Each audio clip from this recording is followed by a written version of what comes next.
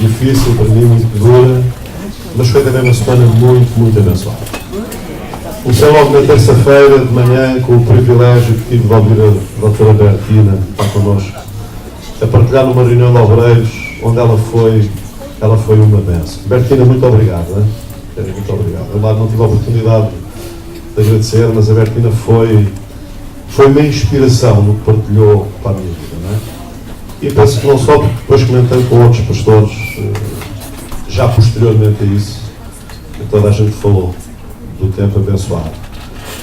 E depois o fim de semana, que na sexta-feira tive o prazer de conhecer o pastor José Bernardo, pastor José Bernardo da conferência Super 20. E eu quero dizer aos irmãos que foi uma pena os irmãos não poderem estar. Foi mesmo uma pena. Aliás, este é o drama que nós temos, que é desvalorizar o que vem até nós. O homem é fabuloso, ele é um homem, ele é de uma inspiração. Ele é um pastor com uma experiência tremenda a trabalhar com jovens e com adolescentes. Aliás, ele partilhou que ele começou o ministério dele quando ele acabou a sua formação teológica e foi ter com o pastor da igreja para ser pastor, não é? O pastor disse, tu ainda não tens o cabelo branco, ainda tens assim um ar muito jovem. Olha, tenta fazer alguma coisa com os adolescentes, assim como quem diz. O que é um facto é que ele revolucionou a igreja e hoje a igreja, a força motriz da igreja são os adolescentes, não são os adultos, são os adolescentes. Ele tem uma visão, ele era um homem, ele era um conhecedor da palavra, um biblicista, um pregador da santidade, que é uma coisa muito importante, e para mim eu fiquei muito abençoado. Na sexta-feira ele começou a falar, eram 20 para as 8, se não me engano, e acabou de falar, eram 20 para as 11. Ninguém se foi embora.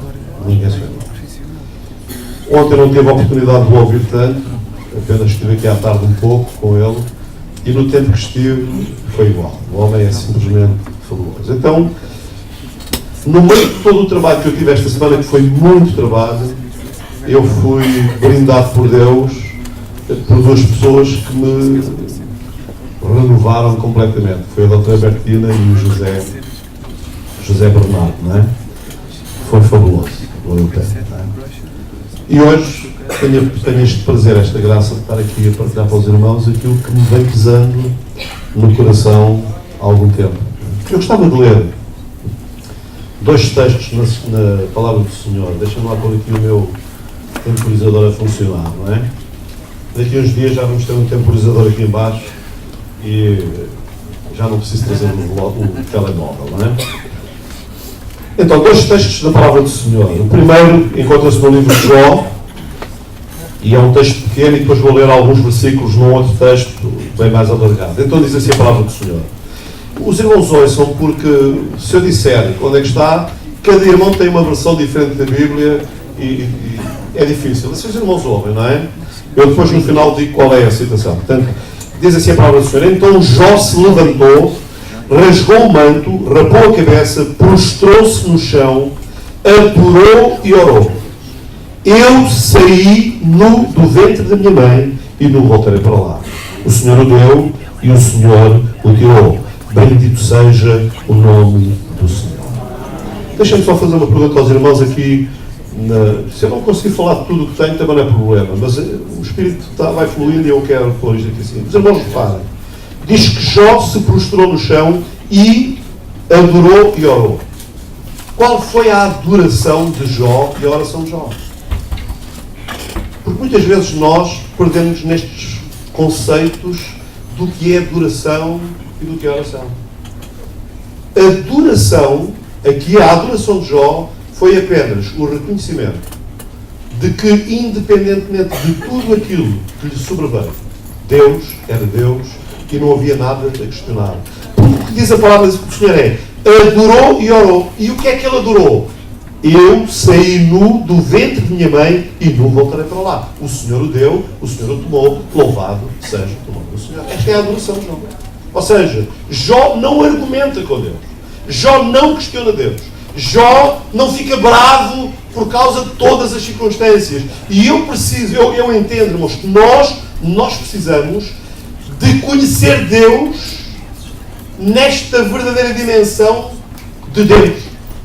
Porque o nosso drama é que nós temos uma relação com Deus uma relação descartável. É um fruto da pós-modernidade. É uma relação utilitária. Deus, tu cuidas e contas comigo. Não cuidas e eu também não te ligo nenhuma e vou pôr em causa tudo e mais alguma coisa. Irmãos, isto é errado. Isto é errado. Porque Deus, o Deus de quem nós somos, o Deus a quem nós adoramos, Ele não é questionável. Porque Ele é absoluto. Nós é que, querendo racionalizar as coisas, e se os irmãos tivessem que ouvir o José, que acabou para o José, ele é brasileiro, não é americano, se tivessem que ouvir o José Bernardo, ele explicou as diferenças entre a nossa forma de pensar, a nossa forma emocional e a forma racional, não é? O nosso problema é que nós somos demasiado racionais e queremos questionar aquilo que nós não entendemos, não temos explicação. Então, diz que Jó adorou ao Senhor e ele adorou dizendo: o Senhor o deu, o Senhor o tirou, bendito seja o nome do Senhor. Um outro texto, bem mais longo, que eu passo a ler, diz assim: sucedeu também um dia que, indo Eliseu a Sunem, havia ali uma mulher importante, a qual o reteve para comer pão. E sucedeu que todas as vezes que passava por ali, entrava para comer pão. E ela disse ao seu marido: eis que tenho observado que este que sempre passa por nós é um santo homem de Deus. Eu estava a falar com o pastor Álvaro, enquanto estávamos a falar, eu estava a dizer: Álvaro, o que é que aquela mulher terá visto naquele homem? Porque a Bíblia não diz que ele levou a reconhecer que ele era um santo homem de Deus. E o homem apenas passava. Ele não tinha nenhum treino, não havia nada ali. Devia haver qualquer coisa na vida de Eliseu, um tipo de unção que deixava pegadas por onde passava. Os irmãos entendem? Que levou esta mulher, sem qualquer outra coisa, a reconhecer que Eliseu era um santo homem de Deus. E ela continua, falando com o marido: façamos, pois, um pequeno quarto junto ao muro, e ali lhe ponhamos uma cama, uma mesa, uma cadeira e um candeeiro, e há de ser que, vindo ele a nós, para ali se recolherá. E sucedeu que um dia ele chegou ali e recolheu-se àquele quarto e se deitou. Então disse ao seu servo Geazi: chama esta sunamita. E chamando a ele, ela se pôs diante dele. Porque ele tinha falado a Geazi. Diz-lhe: eis que tu nos tens tratado com todo o desvelo. Que se há de fazer por ti? Haverá alguma coisa de que se fale por ti ao rei ou ao capitão do exército? E disse ela: eu habito no meio do meu povo. Então disse ele: que se há de fazer por ela? E Geazi disse: ora, ela não tem filho e seu marido é velho. Por isso disse ele: chama. E chamando-a, ela se pôs à porta. E ele disse: a este tempo determinado, segundo o tempo da vida, abraçarás um filho. E disse ela: não, meu senhor, homem de Deus, não mintas à tua serva. E concebeu a mulher e deu à luz um filho no tempo determinado, no ano seguinte, segundo Eliseu lhe dissera. E crescendo o filho, sucedeu que um dia saiu para ter com o seu pai, que estava com os segadores, e disse a seu pai: ai a minha cabeça, ai a minha cabeça. Então disse ao moço: leva-o à sua mãe. E ele o tomou e o levou à sua mãe, e esteve sobre os seus joelhos até ao meio-dia, e morreu. E subindo ela, o deitou sobre a cama do homem de Deus, e fechou a porta, e saiu. E chamou ao seu marido, e disse: manda-me já um dos moços, e uma das jumentas, para que eu corra ao homem de Deus e volte. E disse ele, seu marido: porque vais a ele hoje? Não é lua nova, nem sábado. E ela disse: tudo vai bem. Então aguardou a jumenta e disse ao seu moço: guia e anda, e não te detenhas no caminho, senão quando eu te disser. Partiu ela, pois, e foi ao homem de Deus, ao Monte Carmelo, e sucedeu que, vendo-a o homem de Deus de longe, disse a Geazi, seu servo: eis aí a sunamita. Agora, pois, corre ao encontro e diz-lhe: vai bem contigo, vai bem com teu marido, vai bem com teu filho. E ela disse: vai bem. Chegando ela, pois, ao homem de Deus, ao monte, pegou nos seus pés, mas chegou Geazi para retirá-la. Disse, porém, o homem de Deus: deixa, porque a sua alma está triste de amargura, e o Senhor me encobriu e não me manifestou. E disse ela: pedi ao meu Senhor algum filho? Não disse eu: não me enganes? E ele disse a Geazi: cinge os teus lombos, toma o meu bordão na tua mão e vai. Se encontrares alguém, não o saúdes, e se alguém te saudar, não lhe respondas, e põe o meu bordão sobre o rosto do menino. Porém disse a mãe do menino: vive o Senhor e vive a tua alma, que não te hei de deixar. Então ele se levantou e a seguiu. E Geazi passou adiante deles e pôs o bordão sobre o rosto do menino, porém não havia nele nem voz, nem sentido. E voltou a encontrar-se com ele e lhe trouxe aviso, dizendo: o menino não despertou. E chegando Eliseu àquela casa, eis que o menino jazia morto sobre a sua cama.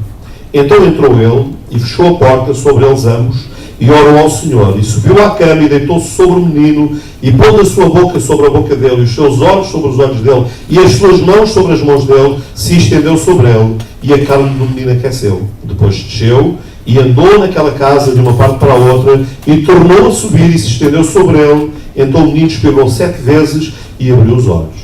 Então chamou Geazi e disse: chama esta sunamita. E chamou-a e veio a ele e disse: ele, toma o teu filho. E entrou ela e se prostrou aos seus pés e se inclinou à terra e tomou o seu filho e saiu. Duas histórias impressionantes.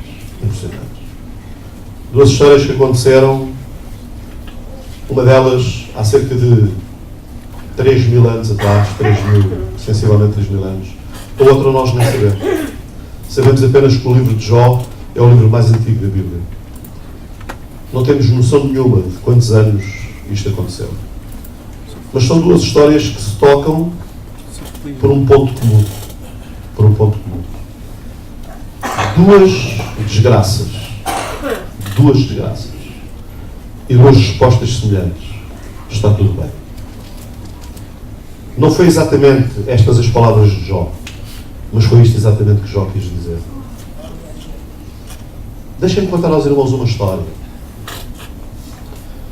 bem mais recente, uma história que não tem ainda 200 anos. Poderia encontrar histórias bem mais recentes dos nossos dias, mas esta é uma história que mexe comigo sempre que a leio e que penso nela. É a história de um homem chamado Horatio Spafford.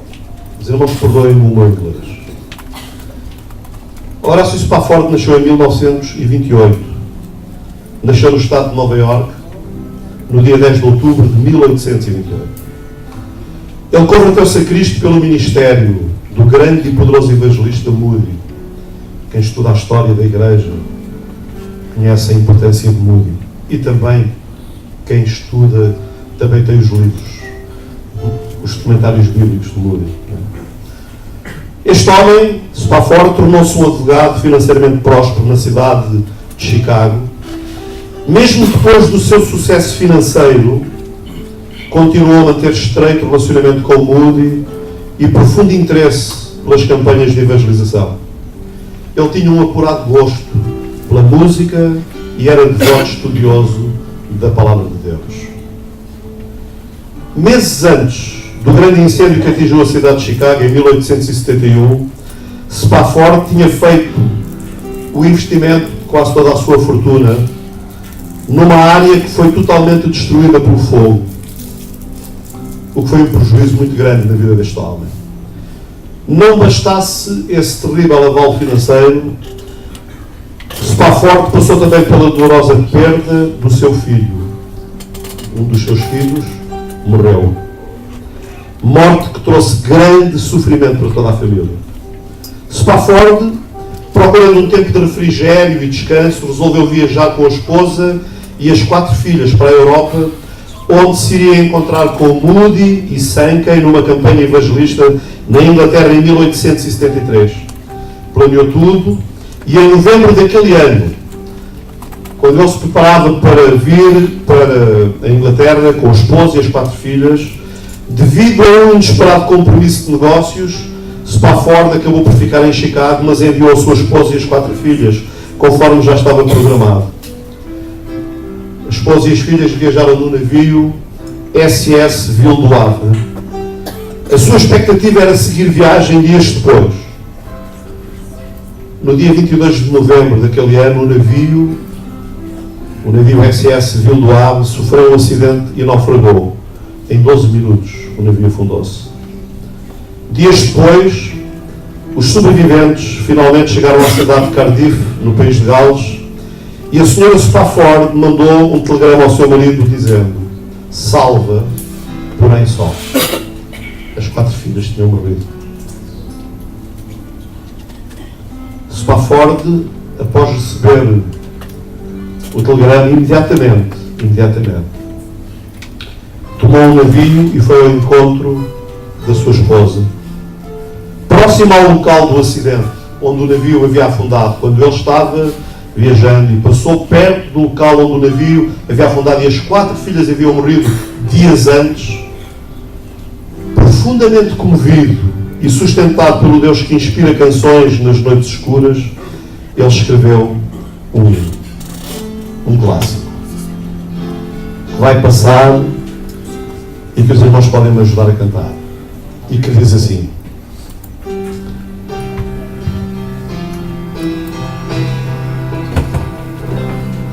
se paz a mais doce me deres usar, se dor a mais forte sofrer,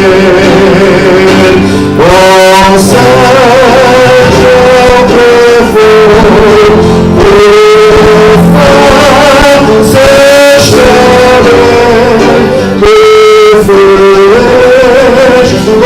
com Jesus sempre sou feliz com Jesus, sou feliz com Jesus, meu Senhor.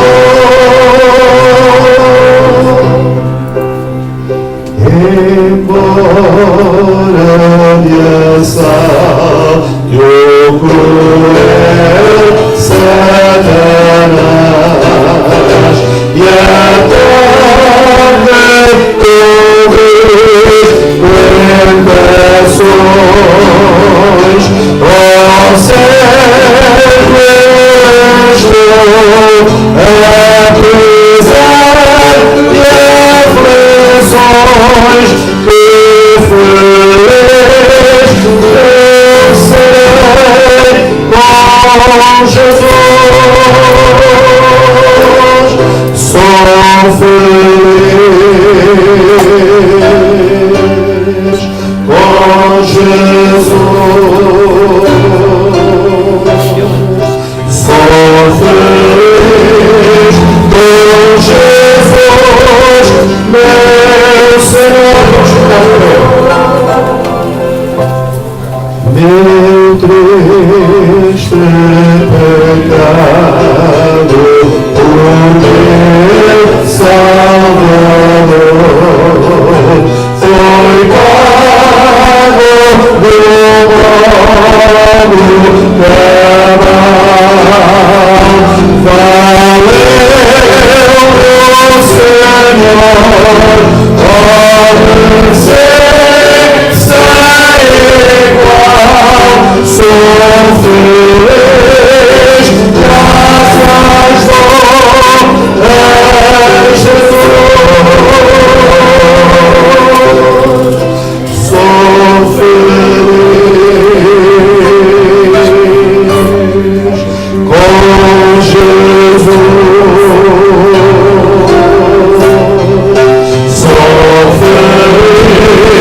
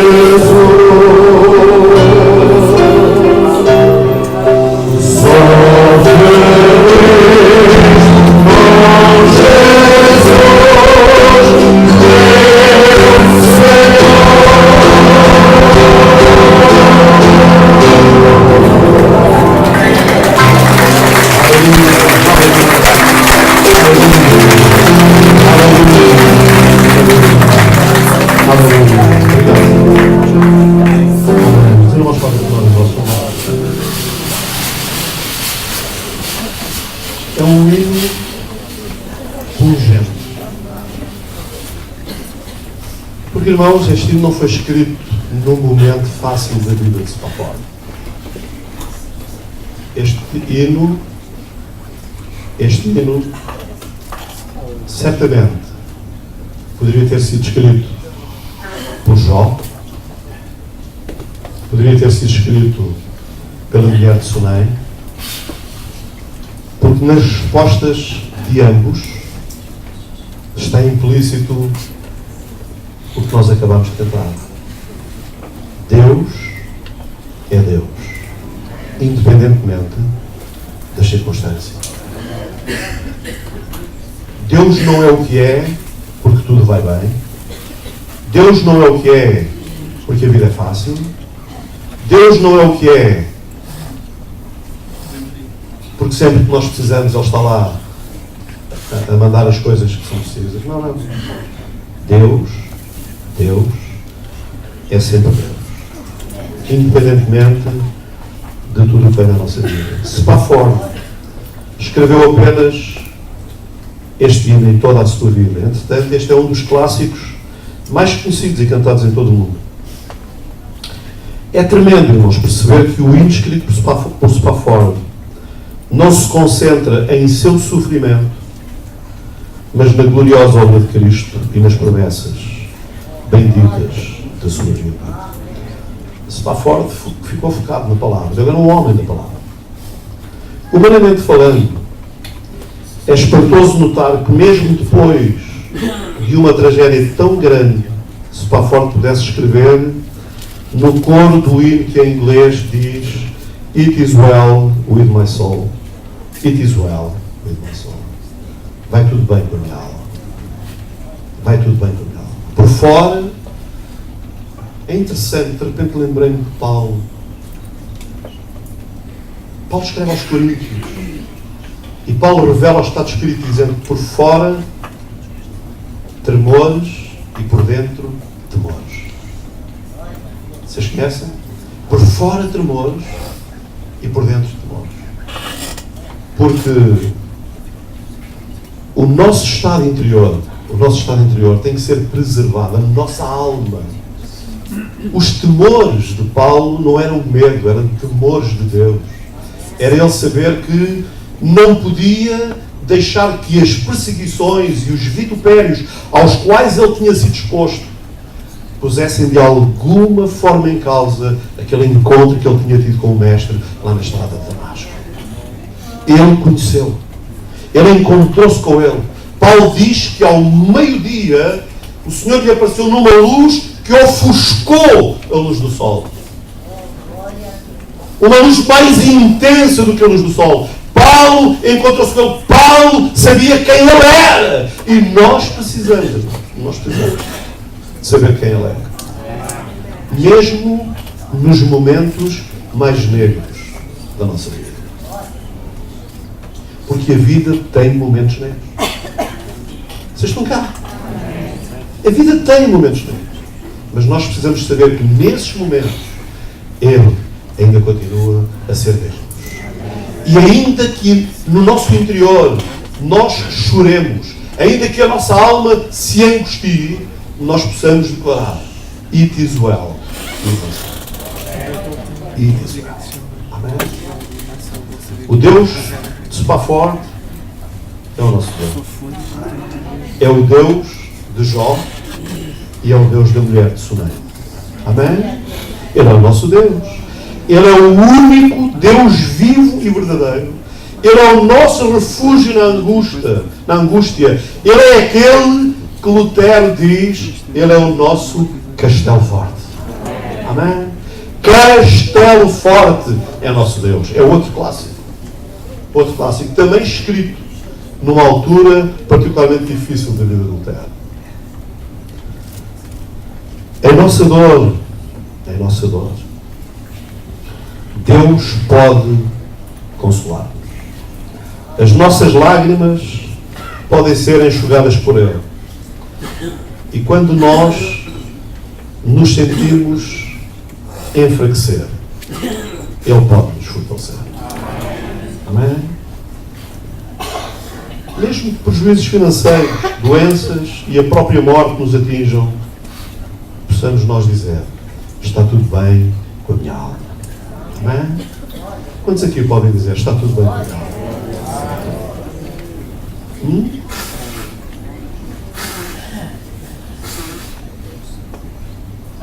Se nem todos podem, dizê-lo neste momento. Não saiam deste culto sem deixar que Deus ministre ao seu coração e que possa sair dizendo: It is well with my soul. Está tudo bem? Amém? Quantos querem sair daqui assim? Declarando: está tudo bem com a minha alma.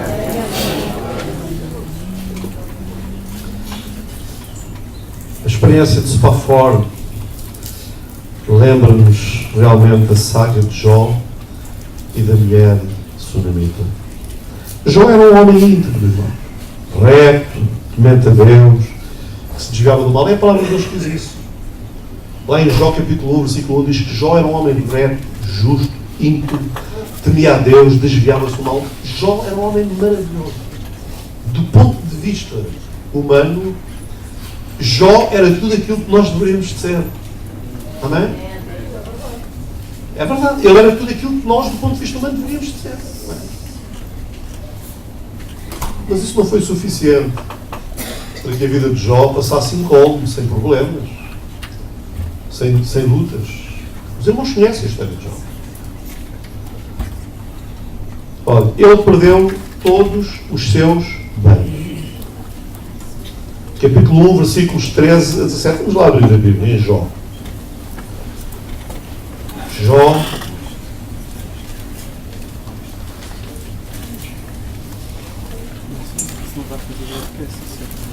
Capítulo 1, versículos 13 a 17, dizem assim: Quando os filhos e as filhas de Jó comiam e bebiam vinho em casa do irmão mais velho, veio o mensageiro a Jó e lhe disse: os bois lavravam e as jumentas pasciam junto a eles, e deram sobre eles os sabeus, e os tomaram. Os servos mataram a filha a espada, e só eu escapei para trazer notícia. Estando este ainda falando, veio o outro e disse: fogo do céu, fogo de Deus caiu do céu e queimou as ovelhas e os servos e os consumiu. E só eu escapei para trazer notícia. Estando ainda este falando, veio o outro e disse: dividindo-se os caldeus em 3 bandos, deram sobre os camelos e os tomaram. Aos servos mataram ao fio da espada, e só eu escapei para trazer notícia. Versículo 18. Estando ainda este falando, veio o outro e disse: teus filhos e tuas filhas estavam comendo e bebendo vinho em casa do irmão mais velho, quando de repente sobreveio um grande vento da banda do deserto, deu os 4 cantos da casa, a qual caiu sobre eles, e morreram, e só eu escapei para trazer a notícia. Irmãos, o homem nem teve tempo para respirar. Vocês repararam no texto? Jó nem teve tempo para respirar. Ele nem teve tempo para se refazer da primeira notícia, quando diz a palavra do Senhor: ainda o servo falava quando chegou o outro. Portanto, não houve pausas. De repente, ali, tudo seguidinho, de uma forma sistemática, 4 pessoas chegam trazendo notícias terríveis para Jó. Jó era um homem riquíssimo, tinha muitos rebanhos, tinha grande quantidade de servos, Deus havia o feito prosperar. Embora fosse tão abastado, ele era um homem com um coração íntegro. Jó é aquele tipo de homem que possuía muitas riquezas, mas nenhuma das suas riquezas o possuía assim. Ele possuía, mas ele não se deixava possuir, porque ele tinha uma perspectiva correta. A perspectiva correta está nas palavras que eu li inicialmente: o Senhor o deu, o Senhor o tomou. Tudo o que nós temos vem de Deus. Amém? Tudo o que temos vem de Deus. Ah, não, eu trabalhei com o meu braço forte, porque o Senhor providenciou essa possibilidade. Tudo, em última instância, tudo o que temos, tudo o que somos vem de Deus. O Senhor dá e o Senhor tira, conforme lhe apraz, conforme a sua soberania. Amém? Conforme a sua majestade, porque Ele é isso.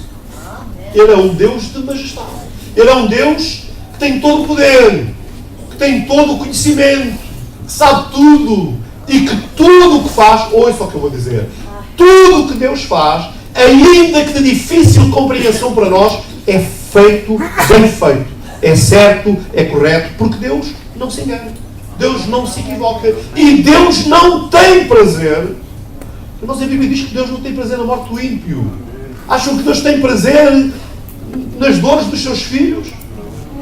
Acham, os irmãos podem entender isso? Quando a Bíblia diz que Deus não tem prazer na morte do ímpio, isto quer dizer que se na morte do ímpio Deus não tem prazer, em nós Ele tem todo o prazer em que a nossa vida seja bem sucedida, em que nós sejamos pessoas vitoriosas, pessoas de bem, mas Ele também sabe, porque Deus não interfere. Deus não interfere. Deus interviu apenas uma vez, quando Ele enviou o seu Filho. Os irmãos estão cá. Nós temos o livre-arbítrio, Ele sabe. Muitas das coisas que nos acontecem têm a ver com as nossas escolhas. Outras não têm a ver com as nossas escolhas, fazem parte da vida, do processo da vida. As coisas acontecem. E Deus sabe que vão acontecer. Mas as nossas desgraças não alegram o coração de Deus. Deus sofre connosco, irmãos. Agora, o que nós podemos contar é que Ele está presente. Ele está presente. É isso que Spafford diz. Quando Spafford passa naquele lugar onde dias antes as suas 4 filhas haviam morrido, quando alguns dias antes, semanas antes, um filho havia morrido também, quando os seus bens foram queimados pelo fogo, de repente, Spafford, ele tem as palavras de Jó. O Senhor o deu, o Senhor o tomou. Por todas estas formas, o Senhor o deu, o Senhor o tomou, ou vai tudo bem com a minha alma, ou está tudo bem. É sempre a mesma forma, irmão. É sempre a mesma forma.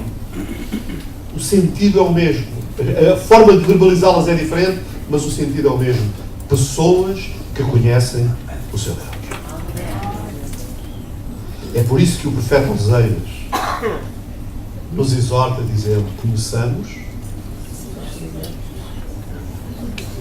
Porque, irmãos, o nosso problema muitas vezes, eu não direi o nosso, eu direi o meu problema. Porque vocês não, vocês são todos maravilhosos, não é? Mas o meu problema muitas vezes é o meu conhecimento ser tão pequeno, tão limitado. É verdade, irmãos. Muitas vezes eu dou para mim e questiono algo e eu...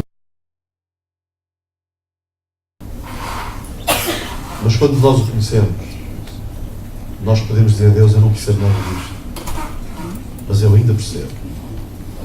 Tu és aquele que está sentado no trono. E no meio de tudo isto, eu não quero que a minha alma seja atingida. Eu quero guardar a minha alma, para que nela não se abrigue alguma coisa e me afaste de ti. Mas não vão se chocar? Jó perdeu. Os irmãos conseguem imaginar a perca de Jó? Alguém aqui consegue imaginar?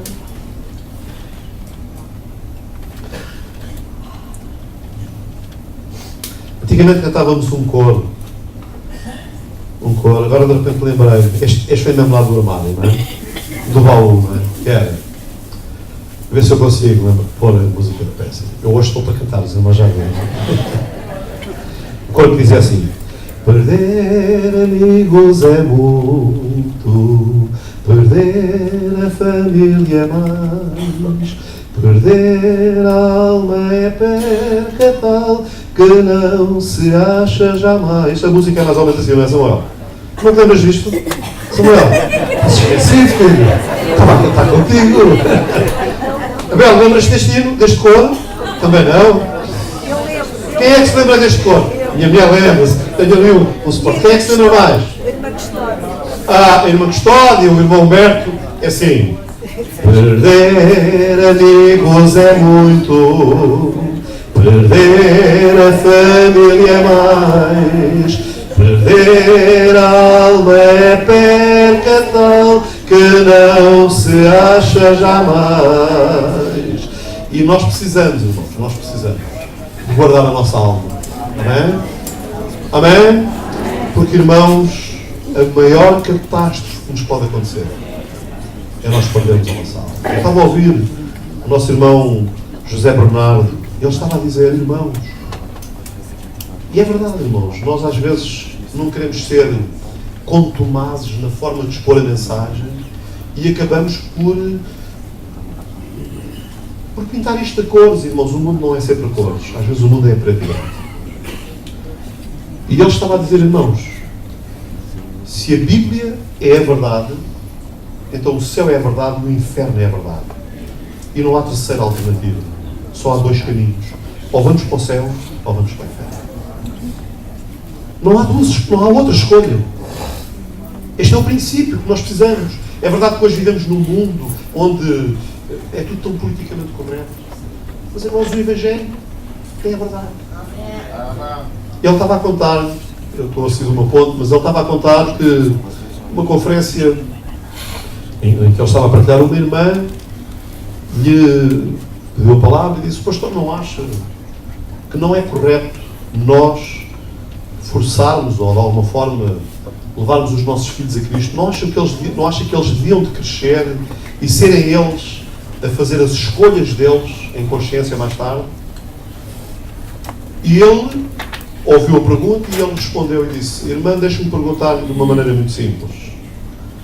A irmã acha que a Bíblia é ou não é verdade? E ela disse, sem dúvida que é verdade. E ele pôs a questão de outra forma. Disse, então deixa-me pôr a coisa assim. 2 e 2 são 4. É verdade ou não é verdade? É verdade. 2 e 2 são 4. Então porquê é que nós não permitimos que os nossos adolescentes eles possam escolher, em vez de ser 4, que seja 5 ou 6? Porque está errado. Se você tiver a ensinar um adolescente a matemática, a tabuada, e ele disser 2 e 2 são 5, você diz está errado. Não é? Porque o que está certo é 4. Se a Bíblia está certa, vocês estão cá? Se a Bíblia está certa, porquê cedermos na verdade? Quando nós cedemos na exposição da verdade, já estamos a dialogar a mentira. E a verdade é que não há terceira via. Só há 2 vias. Ou vamos em direção ao céu, ou vamos em direção ao inferno. A nossa escolha passa por um processo que é conhecer Deus. Conhecer Deus. Jó conhecia Deus. Jó possuía. Não era possuído. Amém? Diga lá para o irmão que está ao seu lado. Diga lá, irmão. Jó possuía. Não era possuído. Amém? Segunda coisa. Jó perdeu todos os seus filhos. Perdeu os bens. Depois perdeu os filhos. Irmãos, deixem-me dizer, eu não sei se haverá alguma dor maior do que esta. Vocês estão cá comigo, não é? Irmãos, não é normal que os filhos morram antes dos pais. Mas acontece. Acontece. Quando um filho... Eu não consigo. Felizmente, nunca passei por essa situação. Mas já lidei com pessoas que perderam filhos. Irmãos, elas aceitam Jesus, elas convertem-se a Jesus. Jesus traz consolo na vida delas. Elas mudam. Mas mesmo muitos anos depois, elas continuam com um sentimento de perca. Quando um filho morre, mora uma parte de nós. Jó não perdeu um filho, ele perdeu os filhos todos. Spafford não perdeu apenas o filho, perdeu os filhos todos. Eu não posso imaginar a dor. Não posso. Nem seria justo que eu tentasse de alguma forma explicar isso, porque eu não passei por essa situação. Pois o que a palavra de Deus diz acerca de Jó. Diz, então Jó, quando ele recebeu a notícia, se levantou, rasgou o seu manto, rapou a sua cabeça e lançou-se em terra e adorou. Eu entendo aqui nesta atitude de Jó a manifestação visível da sua mágoa. Ele rasgou o seu manto, rapou a sua cabeça e lançou-se em terra. E disse: nu saí do ventre da minha mãe. Irmãos, eu não sei se encontro, certamente haverá, mas eu de momento não me consigo lembrar em toda a Bíblia de uma forma de adoração mais sublime que esta. Não consigo. Porquê? Porque esta não é uma forma de adoração que brota de um coração cheio de alegria. Brota de um coração que está a viver o momento mais angustiante da sua vida. Ele perdeu os bens e até aí tudo bem, mas de repente, ele perde o que é mais querido e ainda aí ele abençoa o nome do Senhor. Ele diz: bendito, abençoado, bem-aventurado seja o nome do Senhor. Nós precisamos disto na nossa vida. Amém? Ele perdeu a sua saúde.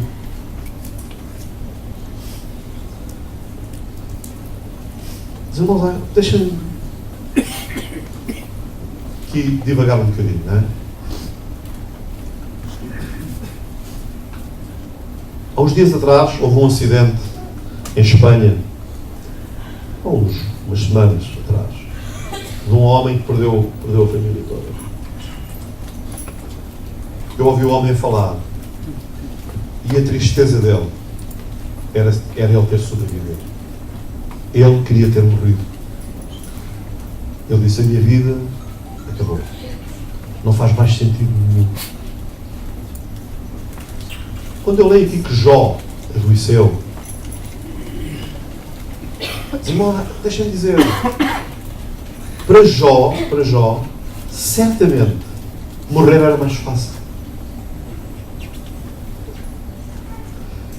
Porque, irmãos, a morte não é a coisa pior que existe. É o último inimigo a ser vencido. Mas eu, António Gonçalves, na minha forma de pensar, eu acredito que há coisas piores do que a morte. Pessoalmente. Acredito que há coisas piores do que a morte. E acredito que este tipo de sofrimento é pior do que a morte. Mas a Bíblia vai ao ponto de dizer que depois de tudo isto, Jó ainda é acossado na sua própria saúde.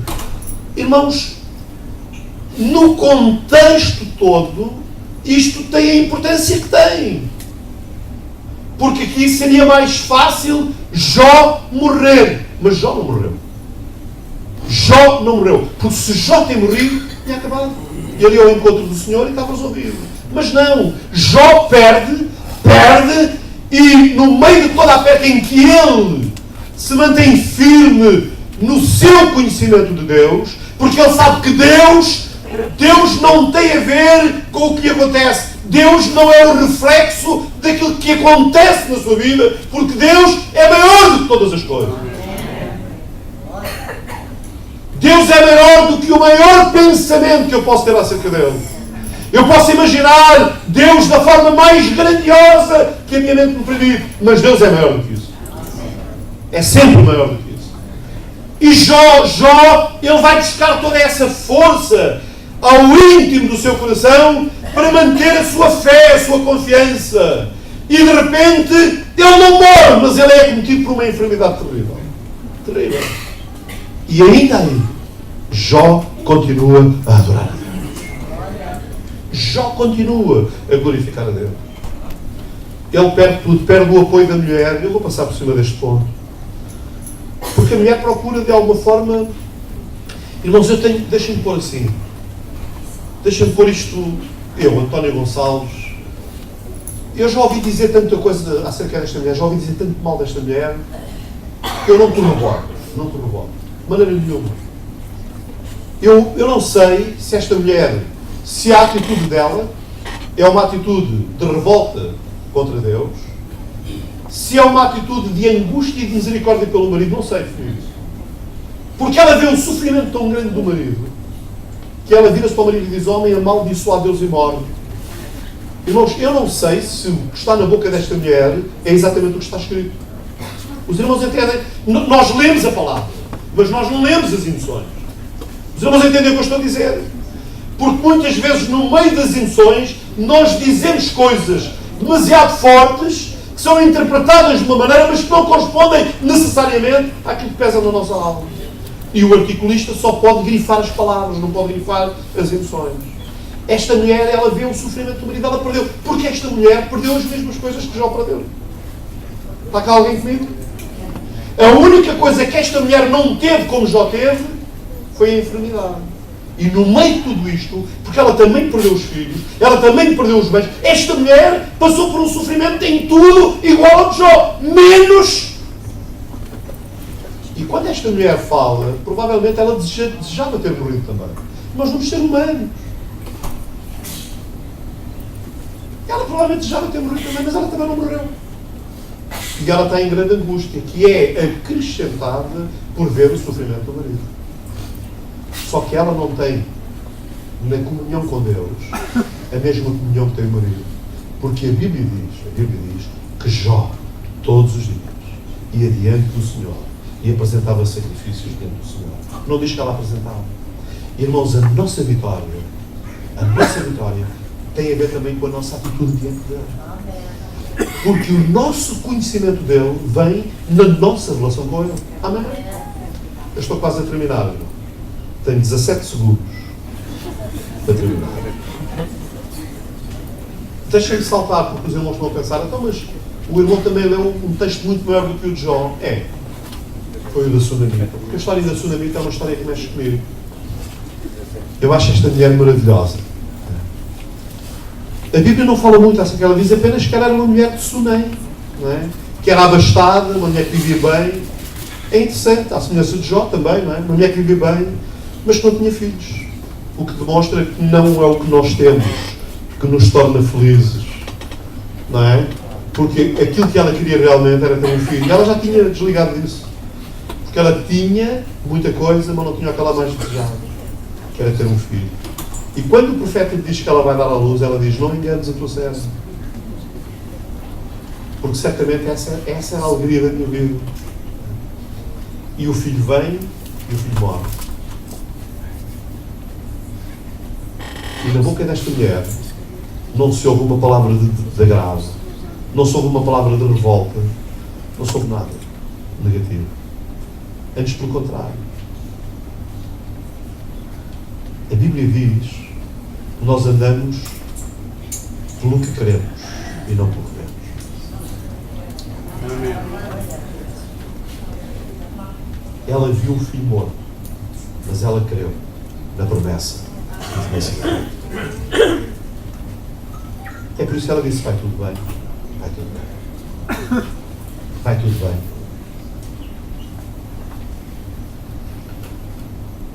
Os irmãos sabem,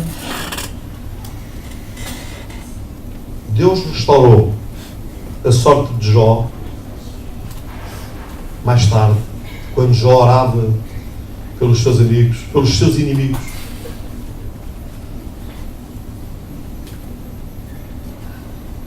Poderíamos usar uma expressão mais portuguesa. Quando Jó orava pelos seus amigos da onça.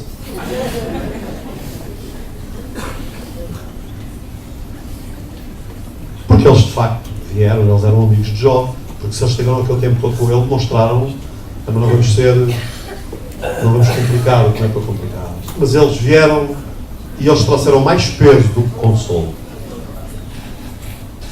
E Jó orou por eles. E quando Jó orava por eles, diz a palavra do Senhor que Deus mudou o cativeiro de Jó. Deus mudou o cativeiro da mulher de Sunem. Deus mudou o cativeiro de Jacques Spafford. Não porque lhe tenha dado mais filhos, mas porque Deus trouxe consolo à sua alma. Porque Ele pôde dizer: it is well. Vai tudo bem comigo. Irmãos, eu vou terminar mesmo. Gostava de orar nesta manhã. Gostava que os irmãos ficassem de cabeça curvada. Certamente. Há aqui irmãos e irmãs passando por tribulações, angústias, por dificuldades. Se vão arrastando nesta caminhada da fé, mas que têm dificuldade em dizer: vai tudo bem com a minha alma. E estão a precisar de um toque de Deus nesta manhã. Estão a precisar de uma revelação de Deus para a sua vida. Irmãos, esta palavra tem pesado no meu coração ao longo de toda a semana. Certamente há aqui pessoas que precisavam desta palavra. E estão a precisar de um toque de Deus na sua vida. Amado, se você é uma dessas pessoas, levante o seu braço como sinal. Estou a ver. Muitos braços. Enquanto a igreja está de cabeça curvada, os irmãos que levantaram o braço, venham aqui à frente, irmãos, venham aqui. É um ato de fé. É uma forma de vocês poderem dizer: Deus, eu venho aqui porque eu quero que tudo fique bem com a minha alma. Fiquem aqui à frente. Se quiserem ficar de joelhos, fiquem-se. Estejam à vontade.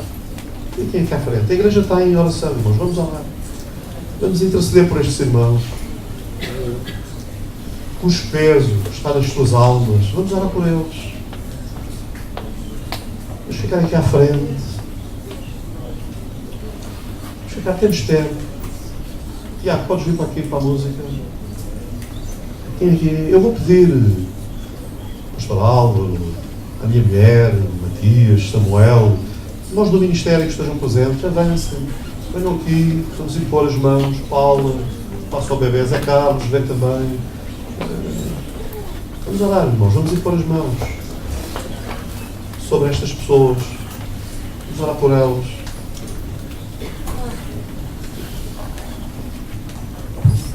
Sara,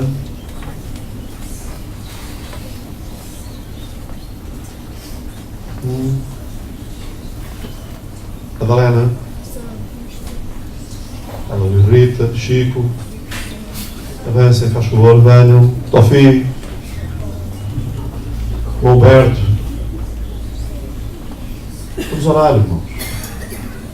Quero toda a gente acompanhada. Quero toda a gente com alguém. Pastor Caria, faz favor de vir também. Aleluia. Vamos impor as mãos, vamos orar. Baixinho. Vamos orar. Irmão, no teu coração, fala com Deus. Os irmãos que vieram aqui à frente, fala com Deus, diga: Deus, tu sabes as angústias que me têm pesado. Tu sabes que nem sempre eu tenho reagido bem, nem tenho estado bem. Mas tu és Deus, eu sei que tu estás no controle, tu vês tudo e tu cuidas de tudo. Deus, ministra a minha vida. Faz esta oração, irmão. Irmã, faz esta oração, diz: Deus, ministra a minha vida. Ministra a minha vida. Eu quero dizer: It is well with my soul. Eu quero dizer: está tudo bem. Está tudo bem. Está tudo bem. Oh, chamar a bacana, está tudo bem. Está tudo bem. Está tudo bem. Está tudo bem. Aleluia. Está tudo bem.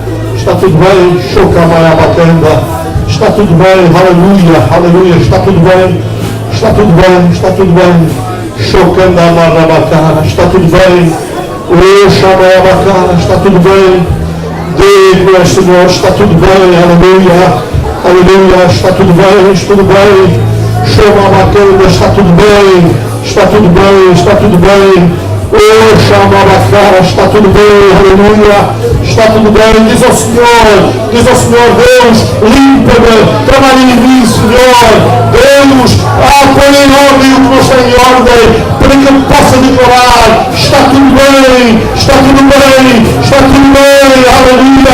bem com a minha alma, está tudo bem com a minha alma. Chega a marrabacaia, Deus, eu digo, Senhor, deixa a cara, irmão, levanta as tuas mãos para o céu e clama ao Senhor. O Espírito Santo de Deus, Ele está neste lugar para tocar a tua vida, para te encher, para te renovar, para te levar ao conhecimento de Deus, para que tu saibas que Ele é Deus no céu, na terra, excelências. O Shamayabakanda, Maracara, maravilhoso é Senhor. O Shamarabakanda, Maracara. Oh Deus, opera em cada uma destas vidas, manifesta a tua glória, visita, Senhor, que este não seja apenas mais um tempo, Senhor, mas tempo da tua visitação, tempo da manifestação da tua glória, do teu poder. Toca, limpa completamente, limpa, Senhor. Nós temos como Jó, como a mulher do Sumer, como aquele homem, Senhor, Spafone. Nós queremos dizer: está tudo bem com a minha alma, está tudo bem com a minha vida contigo, porque tu és o Senhor.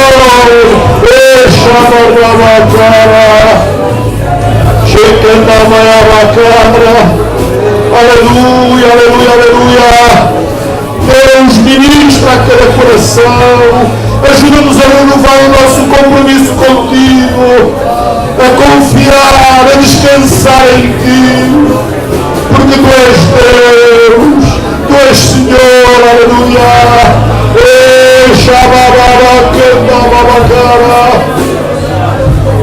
Aleluia, aleluia, aleluia.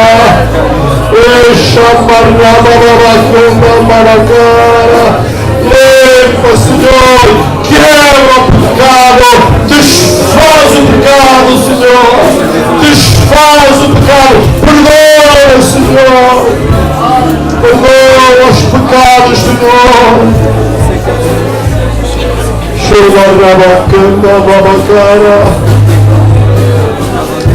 E enche-nos, Senhor, e enche-nos de ti, Senhor. Aleluia, aleluia. Aleluia, aleluia, aleluia.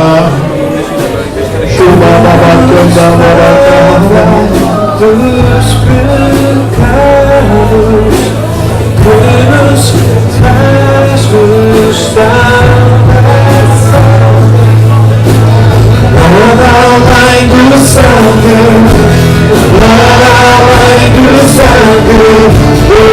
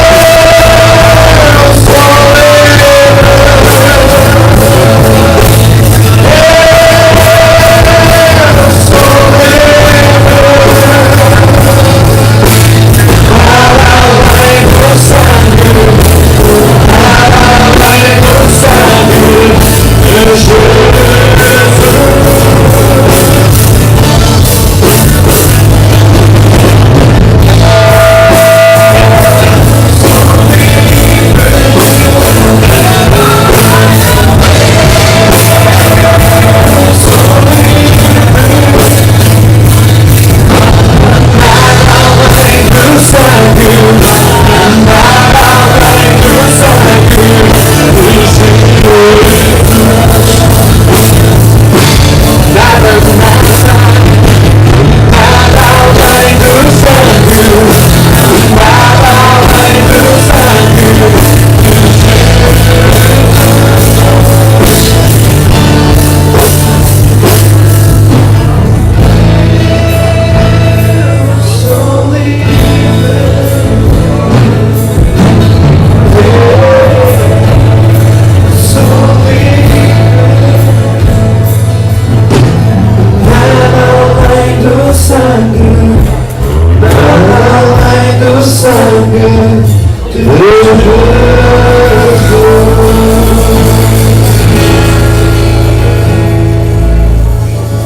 Aleluia, Jesus.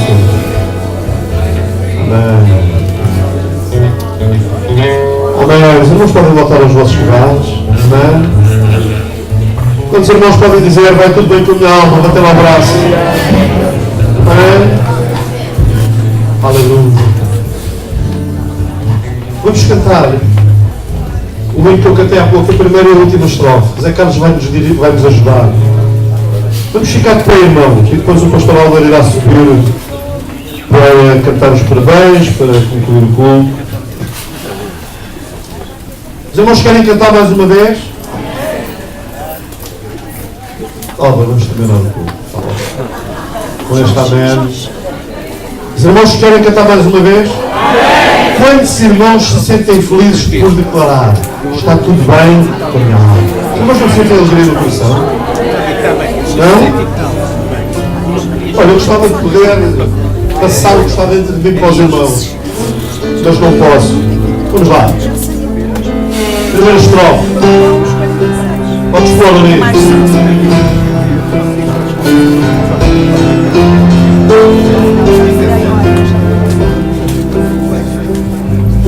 Se paz é mais doce, deveres gozar. Se dor é mais forte sofrer, ou seja, poder fazer saber que feliz com Jesus sempre sou feliz com Jesus, sou feliz com Jesus, meu Senhor.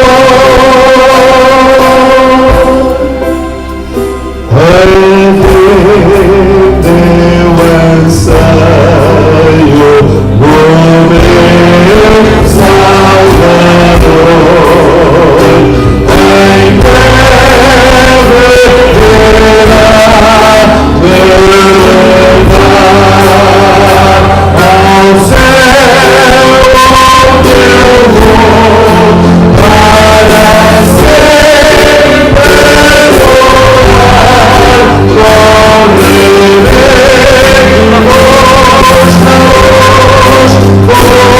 sempre morar com Ele. Enquanto o pastor Álvaro chega, deixem-me só fazer um desafio aos irmãos. Podes avançar, um desafio. No próximo fim de semana, sexta, sábado e domingo, nós vamos ter aqui uma grande conferência. É uma conferência nossa, não é de fora nossa. Conferência de igreja com o tema propósitos. Os irmãos sabem, nós estamos envolvidos nesta dinâmica dos grupos e da igreja com propósitos. E nós vamos ter dois oradores que são excelentes, porque têm caminhado já neste processo há muito tempo, ricos em experiência, ricos em conteúdo bíblico. Os irmãos conhecem-nos muito bem, que são dois grandes amigos meus, que eu muitas vezes convido para estar connosco, que são o pastor João Martins e o pastor Carlos Cardoso. Nós façam um esforço e estejam. Nós vamos começar sexta-feira à noite, no horário normal, 8h30. Sábado vamos ter 2 sessões de manhã, 2 sessões à tarde. E no domingo, no nosso culto de Santa Ceia, estará um deles também ministrado. Se nós façam um programa aí, o vosso fim de semana para estar aqui. Está bom? Posso ouvir um amém dos irmãos? Que a vossa vontade acompanhe o vosso amém. Bom, bem, vou passar para o pastor. Os irmãos podem se sentar. Ora, exceto aqueles que fizeram anos esta semana, ok? Quem é que fez anos esta semana? Eu sei que foram vários e diversos. Aniversariantes, rapidamente, Tiago Gomes, chamada à recepção. E mais. Ora, muito bem, vamos cantar os parabéns a você. Alguém que vocês saibam que fez anos e que foge, façam-lhe uma rasteira e empurrem-nos para cá, ok? Quando ele quiser fugir. Não há mais ninguém. Então vamos lá, vamos cantar os parabéns.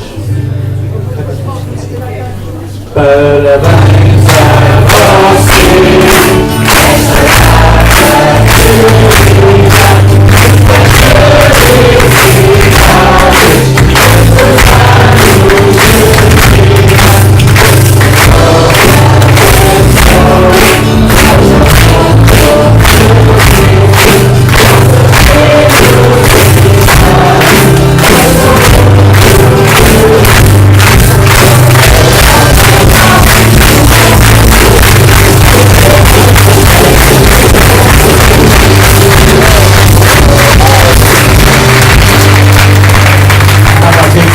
uma assimetria que ia ficar 10 minutos abraçado à net e depois nem sequer cumprimentava aqui, mas não, depois lá pôs um bocadinho de equilíbrio. Muito bem, então agora a gente já vai terminar o nosso culto, só há alguma coisa que eu tenho que vos dizer. Em primeiro lugar, quero agradecer a todos aqueles que têm orado pelo meu pai, porque o meu pai está bem melhor e vocês perguntam-me assim pontualmente, mas eu não tinha tido a oportunidade de agradecer a todos. Ele já está em casa, está a recuperar, ainda está nos finalmente da recuperação, ainda não acabou, mas está tudo muito melhor, foram vencidos os dois campos. Em segundo lugar, gostava de vos dizer que hoje, a partir das 5 horas, quando acabar o culto aqui, não sei a que horas é que acaba o culto da comunidade guineense aqui? Às 6. Hoje, aqui a partir das 6, na Serra da Luz, a partir das 5, nós vamos estar a carregar um contentor para a Guiné, ok? Aqui temos coisas para arrumar lá em baixo e aqui atrás. Lá temos muitas coisas para arrumar. O que é que eu ia pedir? Eu estou lesionado, eu magoei-me aqui no músculo. Não posso carregar com coisas, não posso, mas posso mandar. Eu precisava de músculos emprestados. Não é mandar, é dizer o que é preciso carregar. Eu também consigo carregar, rebento-me todo. E já tive que o fazer e não deu bom resultado. Lesionei-me mais. Por isso eu vou pedir ajuda. Preciso de pessoas para me ajudar lá em baixo, aqui, a coordenarem-se, e preciso de pessoas para carregar rapidamente, porque eu quero só descarregar amanhã a caminhonete que eu vou estar hoje na parte da tarde. As pessoas que puderem ajudar, em vez de dizerem amém, aleluia, e depois esquecerem-se de aparecer, por favor, venham falar aqui comigo no final, aqui, e vamos nos coordenar. Eu ia pedir uma ajuda. Ruben, podes-me ajudar nisto? Inscrevam-se